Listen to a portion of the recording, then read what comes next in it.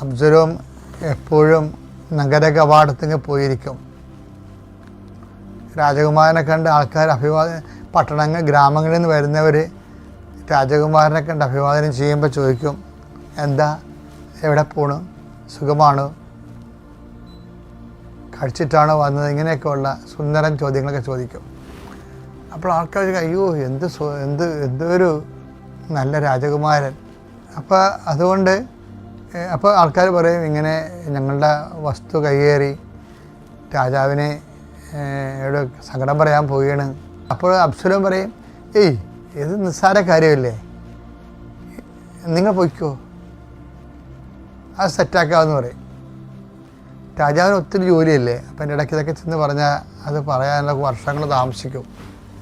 പക്ഷേ എന്ത് സംഭവിക്കുന്നത് വെച്ച് കഴിഞ്ഞാൽ ഈ പരാതി പറഞ്ഞ ആൾ ഗ്രാമത്തിൽ ചെല്ലുമ്പോൾ ഉണ്ട് കൈകേറിയവൻ്റെ വീടൊക്കെ ഒരു പരുവായി കാണും. കാര്യം എന്താണ്, ഇയാളുടെ വീട് സ്ഥലവും ഏരിയയും സർവേയൊക്കെ അറിഞ്ഞുകൊണ്ട് അബ്സലോം ഗുണ്ടകളെ വിട്ടിട്ട് കാര്യം തീരുമാനിക്കും. അപ്പോൾ ഇതൊക്കെ പെട്ടെന്നല്ല തീരുമാനമൊക്കെ വന്നത്. അതാണ് അബ്സലോം എന്ന് പറയുന്ന ആൾ. ഇതിങ്ങനെ ഒരു 3 വർഷം വർക്കൗട്ട് ചെയ്തപ്പോൾ എന്ത് പറ്റി, രാജ്യത്തിൻ്റെ പട്ടാളക്കാരും പ്രജകളും എല്ലാം അബ്സലോമിൻ്റെ കൂടെയായി. അപ്പം നോക്കിയാൽ ആളും അർത്ഥവും അബ്സലോമിൻ്റെ കൂടെയായി.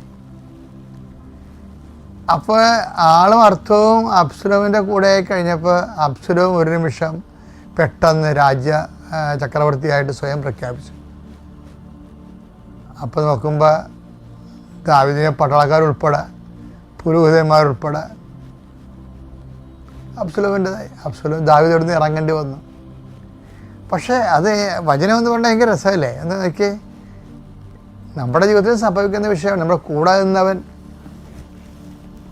ചിലപ്പോൾ കാലുമാറി മറുപക്ഷത്ത് കയറി നമ്മുടെ കപ്പലിന്